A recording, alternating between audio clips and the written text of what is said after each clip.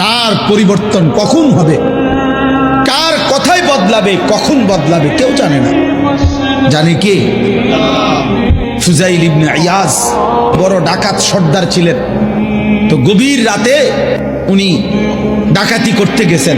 তো রাত্রিবেলা যখন গভীর রাতে এক বাড়িতে ডাকাতি করতে ঢুকছে, দরজার সামনে গিয়ে যখন দাঁড়াইছে তখন শুনতেছিল বাড়িওয়ালা ওই সময় আল্লাহর কোরআন পড়তেছে।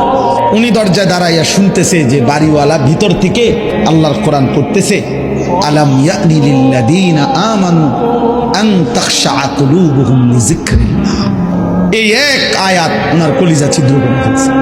উনি পিছন দিকে ফিরে এসে আর চিৎকার করে দুই হাত তুলে বলছে, আয় রব, আয় মাওলা, সময় হলো, হয়েছে সময়, আমি আর এই নাফরমানির জিন্দেগি করব না, দিলাম ছাইড়া।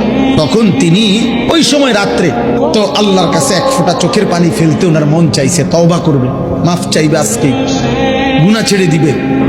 তখন উনি তওবা করে সরাসরি হিজরত করে আল্লাহর ঘর মক্কায় চলে আসছে, আর বাকি হায়াত কাবার পাশেই উনি জীবন কাটাইছে।